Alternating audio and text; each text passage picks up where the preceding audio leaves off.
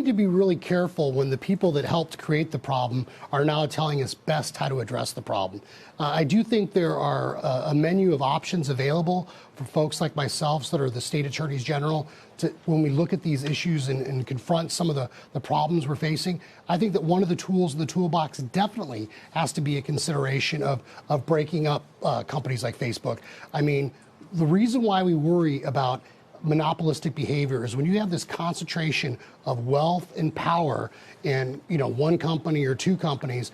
It's a power that transcends democratic forms of government. It's the power to manipulate what we think, what we believe, and so when these issues come up dealing with data privacy, election manipulation, the collection of information, including our most private information, and actually collecting data from non-users, which is something Facebook is doing. And now Facebook is in the process of buying up all of its potential competitors. They've acquired more than 60 companies. And so, what's happening is we're seeing this concentration of wealth and power in one company that's essentially now becoming too big to fail.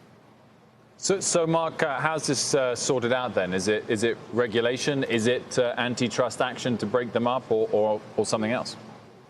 I think it's quite frankly, Morgan, it's a combination of those things. I think we need to look at them. My colleagues and myself actually have a working group that are working and studying these issues because they're so significant.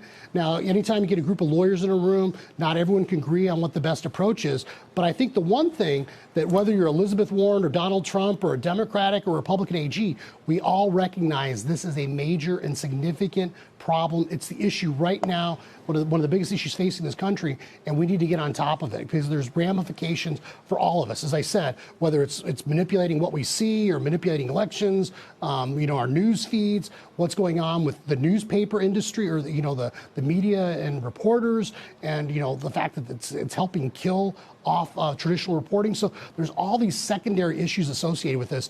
And I will add, though, as we consider all of our options, remember, there were some people, the old Ma Bell days, AT&T, before they broke up, people thought, oh my gosh, this is going to be terrible, it's going to be horrible. But the reality is that breakup has led to all sorts of great, innovative new companies and all sorts of new competition. And so I think that's important as we see this market stagnating. When you get, one or two companies dominating, it's making it impossible for other competitors to come up and try to get into that marketplace.